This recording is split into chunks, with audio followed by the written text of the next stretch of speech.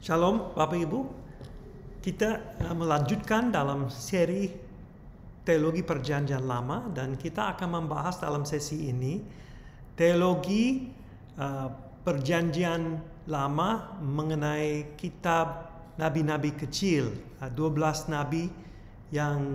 kitab setelah kitab Daniel, dan kita akan membahas itu kitab per kitab, tetapi seluruhnya teologinya yang sama ada di dalam kitab-kitab itu. Jadi kita bisa membaca ke-12 nabi ini sebagai satu kitab yang lengkap dan bisa dibagikan dalam 3 bagian. Hosea sampai Mika membahas Israel melanggar perjanjian Allah, dosa mengotori Israel. Dan Nahum, Habakuk, dan Zefanya membahas hukuman dari Allah dan hari Tuhan yang akan datang. Dan kitab Hagai, Zakaria, dan Maleaki membahas transformasi umat Allah dari hukuman ke kemuliaan, pemulihan bait Allah, pemulihan kota, dan umat Allah. Kita melihat dalam ke-12 kitab ini Allah yang akan setia kepada janji-janjinya terhadap umatnya. Kitab-kitab ini ditempatkan di kanon sesuai dengan temanya, bukan secara kronologis. Jadi kadang-kadang itu membingungkan pembaca karena mereka kira ini secara kronologis kitab per kitab, tetapi itu ditempatkan sesuai dengan tema. Yang pertama itu kitab Hosea. Konteksnya dalam Hosea pasal 1 ayat 1, kita tahu bahwa pelayanan Hosea terlaksana pada waktu kerajaan Uzia, Yotam, Ahaz, dan Hizkia. Pada awalnya Hosea melayani pada waktu yang sama dengan Amos dan Yunus. Dan pada akhir pelayanannya pada waktu yang sama dengan Yesaya dan Mika. Pada awal abad yang ke-8, sebelum Yesus datang, Israel kuat dan kaya di bawah kerajaan Yerobeam yang kedua. Pada waktu itu kerajaan Asyur kurang kuat, tetapi Asyur semakin kuat pada abad yang ke-8 sampai Israel dihancurkan pada tahun 722. Pada 701 mereka mencoba masuk dan menghancurkan Yerusalem pada waktu kerajaan Hizkia. Pelayanan Hosea dilakukan pada waktu abad yang kacau itu. Nah, pesan umum sama seperti nabi-nabi sebelumnya, Israel atau Yehuda melanggar perjanjian dengan Allah, mereka harus bertobat. Jika mereka tidak bertobat, ada hukuman, tetapi ada pengharapan. Yang kedua, dosa yang ada pada waktu itu adalah pemberhalaan, ketidakadilan sosial, dan agama yang kosong, agama yang sia-sia. Yang ketiga, tidak ada urutan yang jelas dalam pesan Hosea. Kitab ini diatur dengan tema-tema bukan secara kronologis. Ya. Jadi tema umum di kitab Hosea adalah Allah yang menyatakan kasih kesetiaan kepada Israel. Hosea pasal 1 ayat 3 itu membahas tentang pernikahan Hosea, pernikahan Tuhan. Jadi ada paralel, sama seperti sinkretisme. Allah tidak mau berbagi istrinya, Israel atau Yehuda dengan dewa-dewi lain. Bisa lihat Yesaya, Yeremia, dan Yehezkiel. Dalam Hosea pasal 1 ayat 2, Hosea diperintah untuk menikah dengan seorang perempuan sundal. Ada 3 anak dari pernikahan ini. Yesreel mengingat kerajaan Yerobeam, bagaimana mereka naik tahta. Lo Ruhama atau tidak dikasihi, ini nama anak yang kedua. Tuhan tidak lagi mengasihi Israel. Berarti Tuhan tidak lagi memilih Israel sebagai umatnya yang khusus. Dan anak yang ketiga, Lo Ami, tidak umatku. Perjanjian antara Israel dan Tuhan diputus. Nah, tetapi lihat pengharapan yang ada di dalam pasal 1 ayat 10 sampai 11. Jadi ada hukuman tetapi juga ada pengharapan. Hosea pasal 2 dan 3 ada perumpamaan mengenai kasih Allah kepada umatnya. Walaupun mereka meninggalkan dia akan tetap mengasihi mereka dan terima mereka kembali. Dalam Hosea pasal 4 sampai 13 ini membahas tentang hukuman. Ada frasa legal atau hukum dalam Hosea pasal 4 ayat 1. Kesalahannya adalah mereka tidak setia, tidak ada kasih, mereka tidak mengenal Allah, hanya ada kutukan, pembohongan, pembunuhan, dan perselingkuhan. Semua dipimpin oleh iman. Nah, bentuk kata pelacuran dipakai 22 kali di Hosea, 12 kali di Hosea 4 dan 5. Dan ada juga kata Bet Aven, ini rumah kejahatan, ini permainan dengan kata. Pemberhalaan dibangun di Bet-El, rumah Allah, tetapi sebenarnya itu Bet Aven, rumah kejahatan. Hosea 6 pasal 6 ayat 6, hal-hal religius tidak dicari Allah. Dia mau keadilan, belas kasihan, bukan pengorbanan. Bisa membandingkan Matius pasal 9 dan 12. Yesus mengutip ayat ini dalam diskusinya dengan orang Farisi.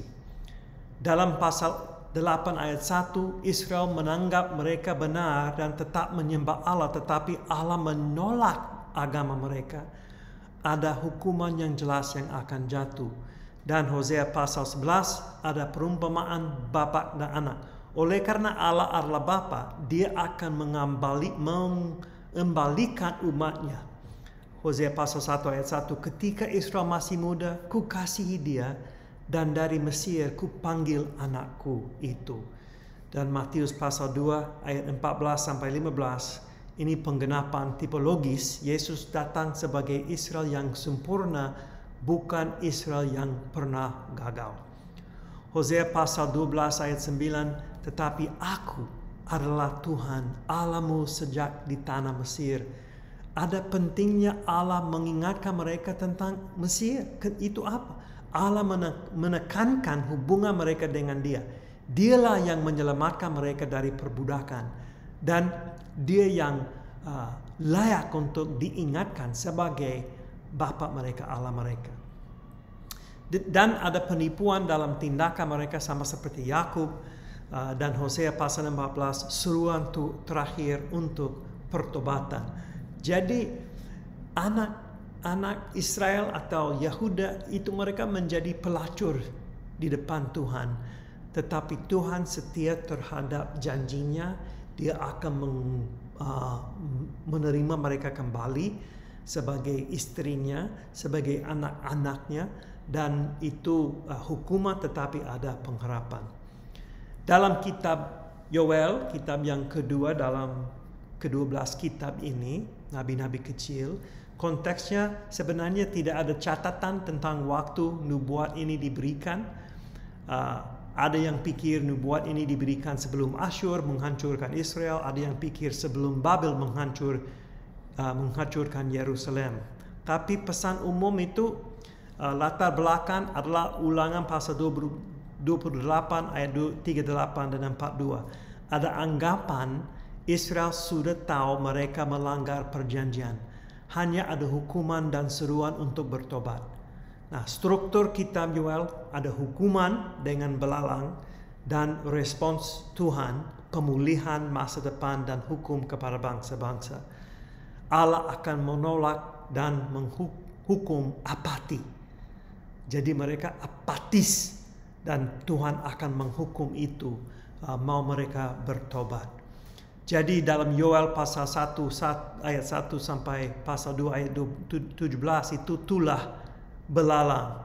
Ada serangan belalang yang literal seperti peringatan tentang apa yang akan datang dari Asyur dan Babel. Dan ada serangan belalang yang metaforis. Mungkin tentang Asyur atau Babel yang akan menghancurkan Israel. Ada 8 macam tanaman yang disebutkan dalam pasal 1 ayat 11 sampai 12 untuk menekankan keseriusan tulah ini. 7 berarti sempurna. Jadi lebih dari itu. Berarti kehancuran ini tidak bisa dibayangkan. Tuhan sendiri memimpin tentara yang akan menghancurkan Israel. Mereka didorong untuk shuv. Ini kata bahasa Ibrani, untuk bertobat. Itu sering dipakai. Bukan di luar saja. Jadi pertobatan bukan di luar saja, tetapi dengan hati mereka. Yoel pasal 2 ayat 18-32 membahas tentang pemulihan. Karena pasal 2 ayat 13 benar mengenai karakter Allah, berbaliklah kepada Tuhan Allahmu, sebab Ia pengasih dan penyayang, panjang sabar dan berlimpah kasih setia. Dia tidak akan menghancurkan mereka secara total, oleh karena itu benar tentang karakternya. Masih ada masa depan, masih ada pengharapan. Dan mengapa mereka dipulihkan dengan roh Tuhan? Lihat pasal 2 ayat 27, kamu akan mengetahui bahwa aku ada di antara orang Israel. Jadi sama seperti yang ada di kitab Yehezkiel. Dan Yoel pasal 2 ayat 28-32 membahas tentang Roh Kudus yang akan datang. Itu digenapi dalam Kisah Para Rasul pasal 2, hari Pentakosta. Jadi Roh Kudus turun ke atas pemimpin di dalam perjanjian lama, Musa, Daud, tetapi di dalam perjanjian baru, hari Pentakosta, Roh Kudus turun ke atas semuanya, semua pengikut Kristus. Baik laki-laki, perempuan, baik tua maupun muda, baik yang kaya maupun yang kurang mampu. Jadi semuanya diurapi dan dipenuhi dengan Roh Kudus. Yoel pasal 3 ayat 1-21, hukuman kepada bangsa-bangsa lain itu dibahas di kitab Yoel. Jadi ini sekali lagi hukuman tetapi pengharapan. Lanjut ke kitab Amos. Konteks Amos pasal 1 ayat 1, ini pelayanan Amos pada zaman Uzia, Raja Yehuda, dan Yerobeam, Raja Israel. Dikatakan 2 tahun sebelum gempa bumi, berarti pelayanan Amos tidak panjang seperti Yeremia atau Hosea, tetapi pada waktu yang singkat. Amos berasal dari Yehuda, tetapi nubuat ini diberikan kepada Israel. Ada masa kekayaan pada waktu kerajaan Yerobeam. Nah, pesannya sama dengan nabi lain. Israel melanggar perjanjian Allah dan seharusnya bertobat. Jika tidak bertobat maka ada hukuman, tetapi ada pengharapan dan pemulihan. Fokusnya adalah poin yang pertama dan yang kedua. Ada pelanggaran dan ada hukuman. Pengharapan di kitab Amos hanya akan muncul dalam pasal 9, pasal yang terakhir. Allah seperti seekor singa yang akan melawan bangsa Israel. Dia harus didengarkan. Ya, takutnya kalau Allah digambarkan sebagai seekor singa. Nah, siapakah Amos? Amos seorang gembala. Mungkin dia memiliki cukup banyak ekor domba. Bukan dari keluarga imam seperti Yeremia dan Yehezkiel. Dia adalah petani juga. Allah memanggil seorang petani dari kerajaan Yehuda untuk menegur orang-orang kaya di kerajaan Israel. Nah, di dalam pasal 1 ayat dan pasal 2 ada hukuman. Yahweh mengaum seperti seekor singa yang menakutkan. Ada hukuman terhadap bangsa-bangsa sekeliling Israel, Damsyik, Gaza, Asdod, Tirus, Edom, Ammon, dan Moab. Dan kemudian Yehuda dan Israel. Formula itu karena 3 perbuatan jahat begini, bahkan 4. Jadi ini cara puisi yang berarti banyak dosa. Jadi Israel penuh dengan dosa. 6 kali hukumannya adalah api. Aku akan melepas api. Fokusnya ada Israel. Ada dosa sosial, dosa seksual, dan agamawi. Ada penindasan, kemunafikan, ketidakpedulian terhadap orang miskin. Dalam Amos pasal 3 ayat sampai pasal 4, sang singa mengaum. Allah mengingatkan mereka tentang hubungannya dulu. Ku tuntun keluar dari tanah Mesir, sama seperti Hosea dan Yoel. Aku yang menyelamatkan kamu dari Mesir. Jadi ini sejarah yang penting. Membuatmu sebagai umatku, tetapi mereka tidak hidup sesuai dengan keselamatan itu. Dan pasal 3 ayat 2 sampai 8 ada pertanyaan yang retoris dengan kesimpulan bahwa Yahweh Tuhan akan bertindak dan melawan Israel. Karena mereka tidak bertobat pada waktu ditegur pada masa lalu, mereka akan dihukum. Pasal 5, keadilan lebih baik dari hal-hal religius. Dan Amos pasal 6, hukuman kepada orang kaya dan yang tak peduli terhadap yang miskin. Amos pasal 7 sampai 8 ada 4 penglihatan. Penglihatan 1, tulah belalang mirip kitab Yoel. Penglihatan 2, api. Penglihatan 3, tali sipat. Ada ahli PL yang menerjemahkan tali sipat dengan kata timah atau tin bahasa Inggris karena kelemahan Israel, bukan kekuatan. Dan penglihatan 4, bakul dengan buah-buahan, waktunya sudah siap untuk dihukum. Amos pasal 4 pasal 8 ayat 4 sampai pasal 9 ayat 15, ini hukuman dan pemulihan. Mereka akan dipersatukan dengan kerajaan Yehuda. Lihat pasal 9 ayat 11, pondok Daud. Pada hari itu aku akan mendirikan kembali pondok Daud yang telah roboh. Aku akan menutup retakan dindingnya dan akan mendirikan kembali reruntuhannya. Jadi Amos itu ada hukuman karena mereka tidak kasih belas kasihan, karena ada penindasan, karena tidak memperhatikan orang miskin. Mereka mau membangun rumah sendiri yang luar biasa, tetapi tidak memperhatikan orang lain.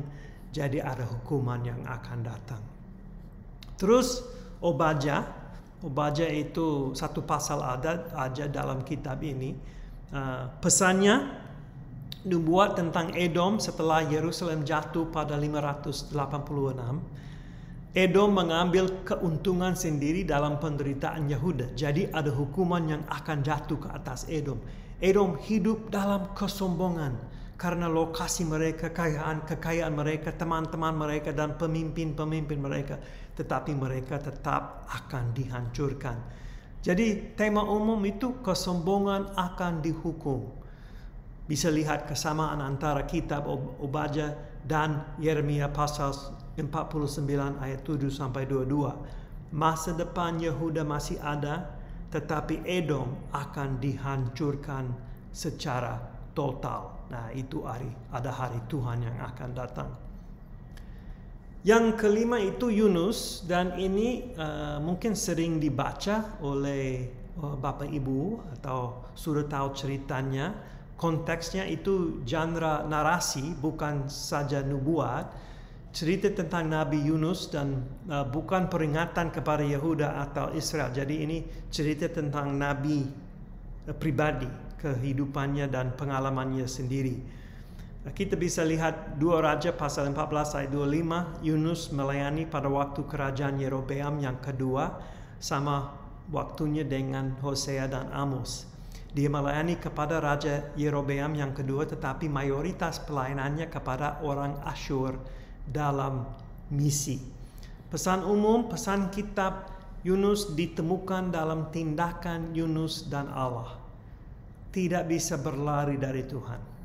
Nah, itu pesan yang penting sekali. Tidak bisa berlari dari Tuhan dan dari kehendak Tuhan. Di dalam konteks pesan nabi-nabi lain, ada pesan yang luar biasa dan jelas. Walaupun Israel dan Yehuda dilayani terus oleh nabi-nabi, mereka tetap keras kepala dan tidak bertobat.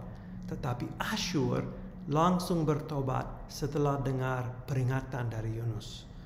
Nah, itu akan kalau kita membandingkan pertobatan Asyur dengan keras hati orang Israel.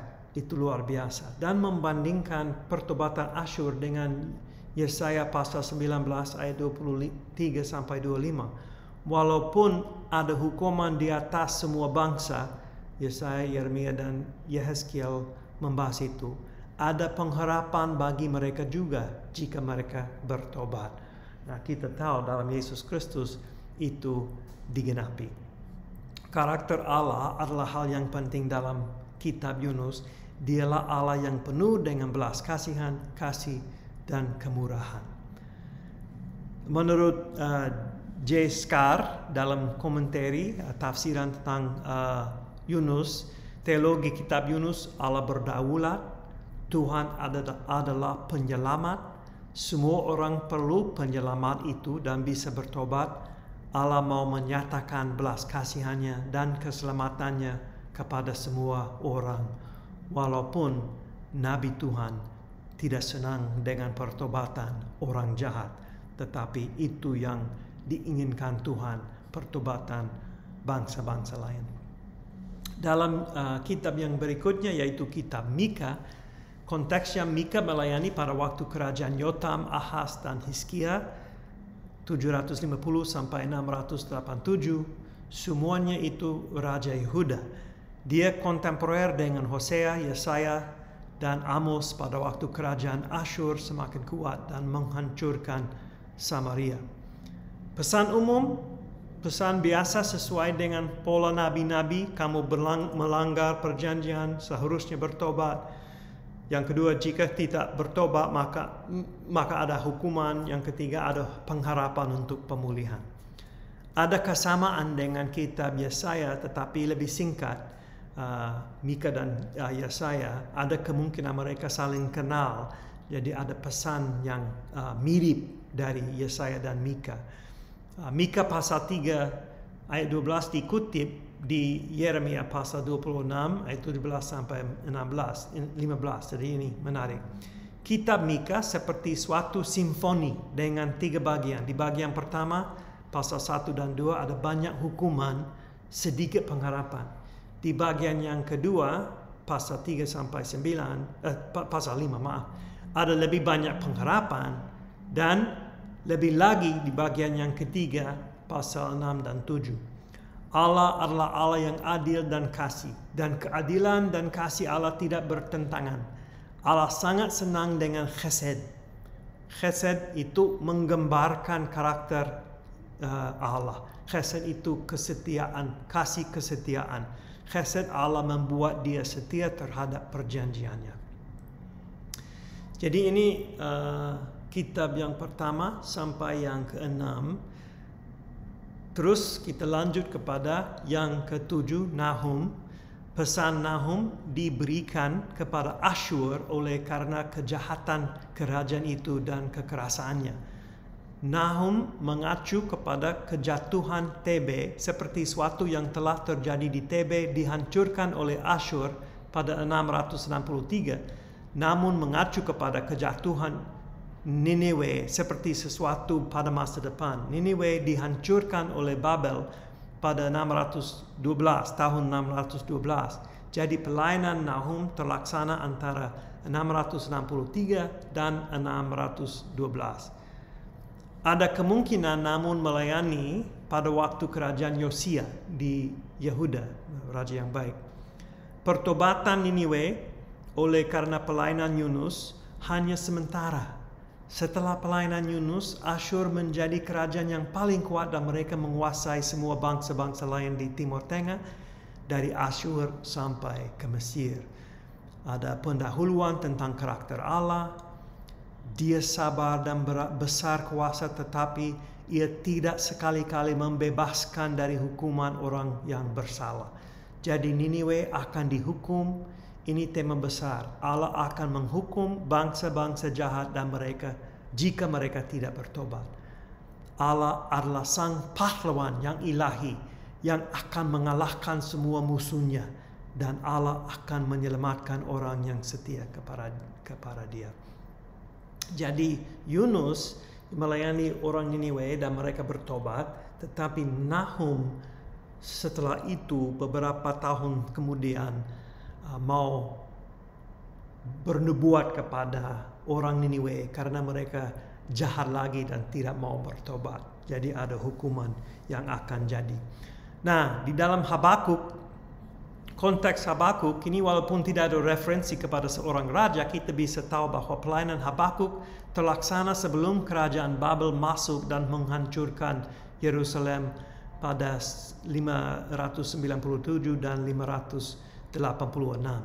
Habakuk itu kontemporer dengan Yeremia. Pesan umum, Allah akan memakai kerajaan Babel untuk menghukum Yehuda. Tetapi dia juga akan menghukum bangsa-bangsa, termasuk Babel. Dan Habakuk harus percaya kepada Tuhan untuk keselamatan sementara Allah menghukum Yehuda dan bangsa-bangsa lain. Dalam hukuman, ada contoh iman yang menjadi pola untuk orang percaya dalam situasi apapun. Gaya atau genre kitab Habakuk mirip kitab-kitab hikmat dan pasal 3 adalah sebuah mazmur. Ada percakapan antara Habakuk dan Tuhan yang dimaksudkan untuk orang Yahuda. Jika Allah adil, kenapa dia membiarkan orang jahat untuk menindas umatnya? Itu pertanyaan. Orang setia harus bertahan dalam imannya pada waktu ada krisis. Jadi Habakuk pasal 1 ayat 1 sampai 4, mengapa Allah tidak bertindak melawan ketidakadilan dalam Yehuda? Karena ada kejahatan dan ketidakadilan. Habakuk bingung kenapa hukuman Allah terlambat. Dan dalam Habakuk 1 ayat 5 sampai 11 itu jawaban Allah. Aku mempersiapkan orang Babel untuk menghukum Yehuda. Respons Habakuk, bagaimana mereka? Aduh, bukan Babel. Jadi bagaimana Habakuk menjelaskan karakter Allah dalam bagian ini? Allah yang kekal, Allah yang kudus. Dia batu, dia matanya terlalu suci. Jadi bagaimana Habakuk menjelaskan karakter Allah? Nelayan dan korbannya seperti ikan-ikan dalam jaringan. Jadi kenapa Allah yang suci, yang kudus, yang kekal mau pakai Babel sebagai alat hukuman? Dan jawaban Tuhan dalam Habakuk 2 ayat 2 sampai 20, tunggu, hukuman akan pasti datang. Jadi ada kontras yang jelas antara dua orang yang sombong dan orang yang percaya kepada Allah. Ada 5 celaka yang akan jatuh di atas Babel oleh karena menggaruk bagi dirinya apa yang bukan miliknya dan mereka menjara banyak suku bangsa. Mereka mengambil keuntungan dengan metode yang tidak adil. Mereka mendirikan sebuah kota dengan darah. Mereka jadi mabuk dan mempermalukan mereka sendiri. Mereka menyembah berhala. Tetapi Tuhan sangat berbeda dari karakter bangsa Babel. Dia kekal, dia duduk di bait Allah yang kudus. Kemuliaan Tuhan akan menutupi dasar laut. Dan Habakuk pasal 3 ayat 1 sampai 19 itu kesimpulan Habakuk. Aku akan menunggu dan bersyukur. Dan Habakuk menjadi pola iman dalam perjanjian baru. Itu dipakai Paulus dalam Roma dan Galatia. Jadi oleh karena dia percaya itu diperhitungkan sebagai kebenaran. Ya. Terus Zefanya, konteks Zefanya itu Zefanya melayani pada waktu kerajaan Yosia, Raja Yehuda. Pelayanan Zefanya tumpang tindih awal pelayanan Yeremia. Ada kesamaan antara kitab Zefanya dan kitab Yeremia. Pesannya untuk orang Yehuda secara umum karena Yosia adalah raja yang setia. Zefanya melayani dalam konteks keturunan kekuasaan kerajaan Asyur. Nah, pada pesan umum, Zefanya ikut pola umum. Kamu melanggar perjanjian, seharusnya bertobat. Jika tidak bertobat, ada hukuman, tetapi ada pengharapan. Tekanan adalah hukuman dan pemulihan dan hari Tuhan. Allah menghukum supaya ada sisanya yang setia. Nah, bagian yang ketiga dalam ke-12 kitab ini mulai dengan Hagai. Hagai itu nabi-nabi setelah pengasingan selesai. Jadi Hagai, Zakaria dan Maleaki melayani pada setelah orang Israel kembali ke Yerusalem. Jadi nabi-nabi ini mereka menutup bagian nabi-nabi dan menunjuk kepada Mesias. Pada 536 Koresh, Raja Media Persia mengalahkan kerajaan Babel, dan pada 538 Koresh mengatakan bahwa orang Yehuda boleh kembali ke Yerusalem. Selama mereka di Yerusalem, mereka lemah di bawah pemerintahan Persia, jadi tidak bisa dikatakan bahwa mereka dipulihkan sesuai dengan kitab Ulangan. Tidak ada Raja Davidis yang bertakhta atau belum. Nah, walaupun mereka membangun lagi bait suci, tidak ada tanda bahwa kemuliaan Allah kembali. Tetapi nabi-nabi pada waktu itu bernubuat tentang masa depan yang mana seorang Raja Davidis yang benar akan duduk di atas takhta lagi, dan bangsa-bangsa non-Yahudi akan mengaku bahwa kekuasaan Allah dan menyembah Dia. Mereka akan mengaku kekuasaan Allah dan menyembah Dia di Yerusalem. Dia akan ada damai di Yerusalem. Masyarakat yang kembali ke Yerusalem tinggal di tengah permulaan, pemulihan dan penggenapan yang final pada masa depan. Dan pada masa itu mereka didorong untuk hidup setia dan menyembah Allah sementara menunggu Mesias yang akan datang. Jadi konteks Hagai, tanggalnya direferensi dalam kitab Hagai, jadi sangat jelas kapan Nabi Hagai melayani. 29 Agustus sampai 18 Desember tahun 520. Kira-kira 50.000 orang Yehuda kembali ke Yerusalem pada waktu pemerintahan Persia. 16 tahun sejak pembangunan bait suci berhenti, Hagai mendorong orang Yehuda untuk menyelesaikan bait suci itu.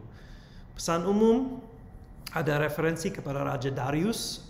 Dia adalah suatu pengingatan yang jelas bahwa orang Yehuda tetap di bawah pemerintahan bangsa asing.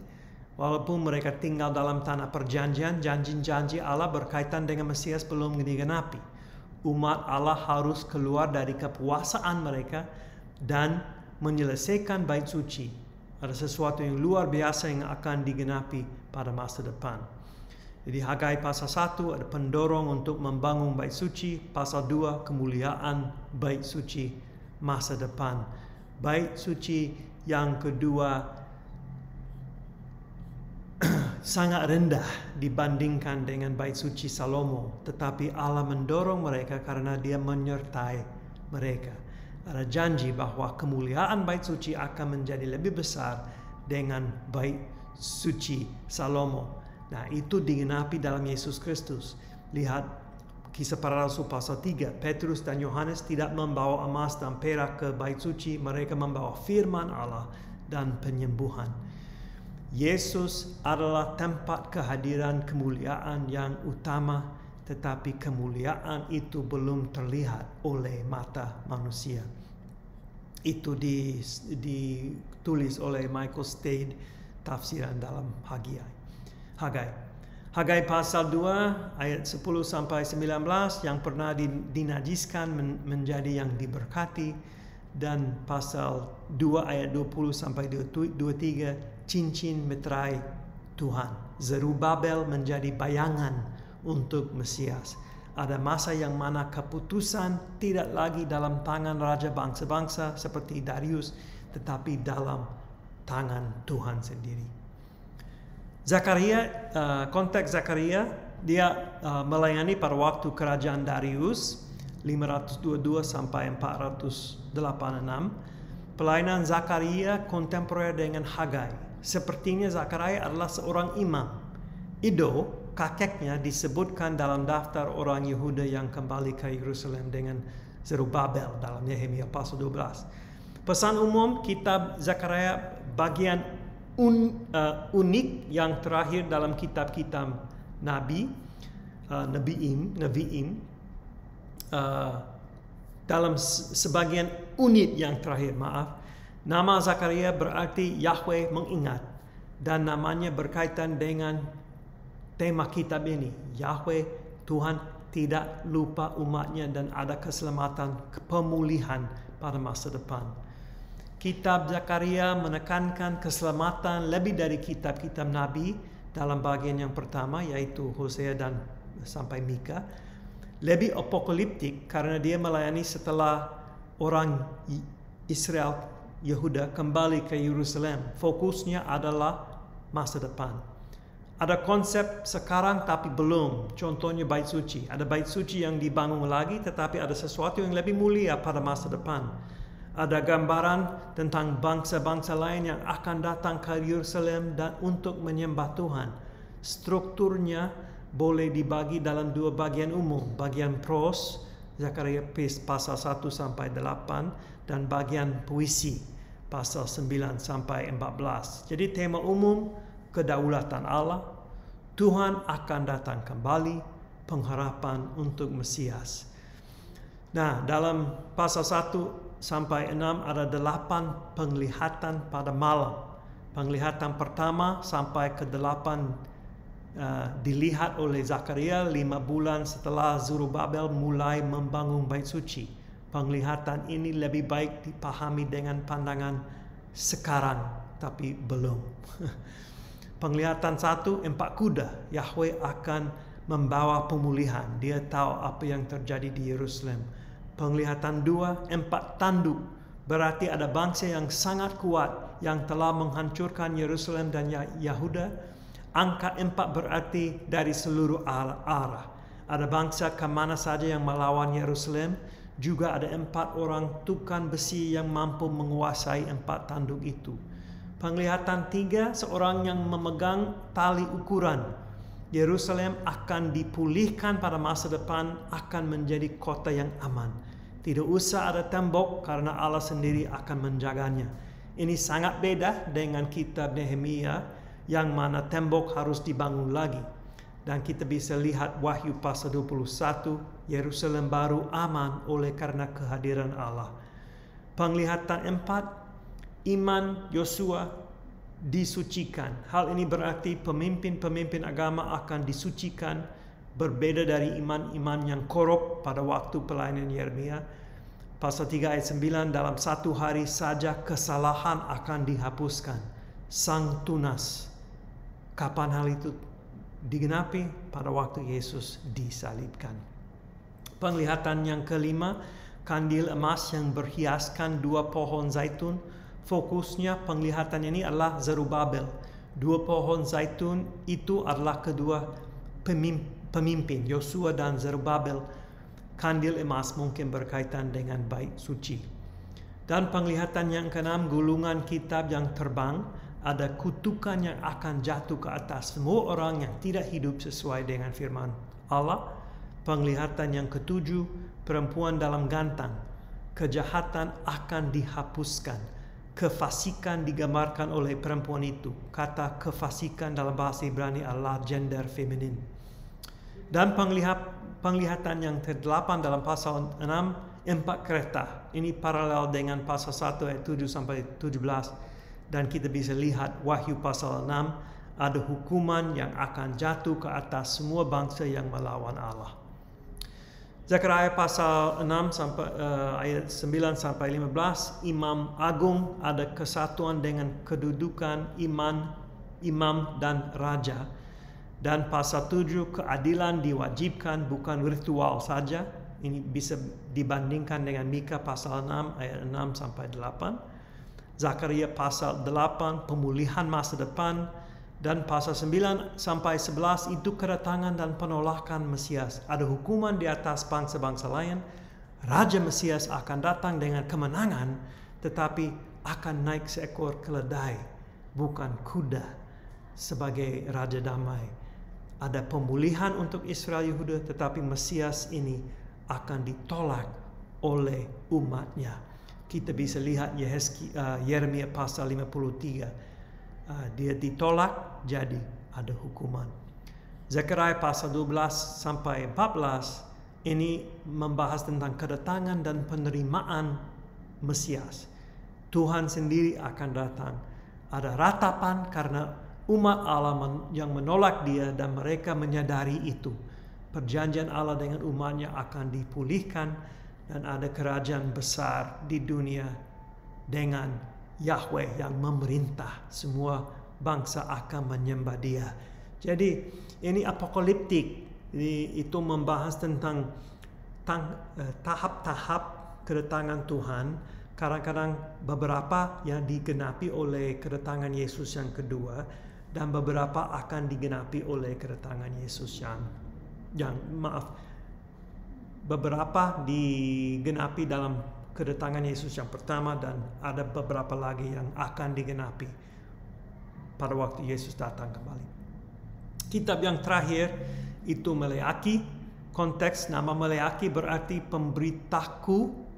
Tidak ada referensi kepada Raja Persia, tetapi konteksnya di dalam kitab ini sepertinya pelayanan Maleaki setelah bait suci diselesaikan. Dan dia mungkin kontemporer dengan Nehemia. Pesan umum kitab ke-12 Nabi itu, Hosea sampai Maleaki, mulai dengan kasih Allah dan mengakhir dengan kasih Allah. Maleaki menutup kanon perjanjian lama dengan harapan terhadap seorang seperti Elia. Bisa lihat pelayanan Yohanes Pembaptis. Ada kesamaan antara apa yang ditemukan di Yehuda oleh Maleaki dan apa yang dilawan oleh Yesus di Yerusalem. Ada hal-hal religius tanpa hati yang dekat kepada Tuhan. Maleaki membahas tentang ibadah yang murni. Jadi ada pengorbanan yang tidak baik, imam-imam yang korup, dan ketidakadilan sosial. Tetapi dia juga melihat masa depan yang mana ada kedatangan Yahweh, hari Tuhan. Umat Allah di tengah masa sekarang dan masa depan. Jadi pemulihan yang final. Jadi umat Allah berposisinya di tengah masa sekarang dan masa depan. Ada 6 perdebatan dalam Maleaki. Untuk setiap perdebatan ada pendahuluan, respons, dan kesimpulan. Ya, jadi itu ke-12 kitab nabi-nabi kecil, dan walaupun nabi-nabi kecil pesannya besar. Jadi penerapan yang pertama, kita dipanggil untuk mengikuti Tuhan yang maha setia dan maha kasih. Mari kita merespons sesuai dengan kasih ini. 1 Yohanes pasal 4, kita mengasihi Allah karena Allah mengasihi kita lebih dahulu. Yang kedua, kita sekarang hidup dalam masa hari Tuhan. Mari kita hidup setia dan taat kepada firman Allah karena Yesus akan datang. Dan yang ketiga, etika dan keadilan sangat penting menurut Allah. Bagaimana hal ini bisa diterapkan masa kini dalam konteks Indonesia? Kita bisa lihat Amos dan Maleaki pasal 6 ayat 6 sampai 8. Yang keempat, kita harus bertahan dalam pengharapan kita, dalam situasi yang baik maupun yang susah. Situasi apapun, mari kita bertahan dalam kepercayaan dan pengharapan. Dan yang kelima, Yesus sangat luar biasa. Dia menggenapi semuanya ini. Itu luar biasa. Dia raja, dia imam besar, dia nabi besar, dan dia adalah Tuhan kita. Mari kita menyembah dia. Tuhan memberkati. Shalom.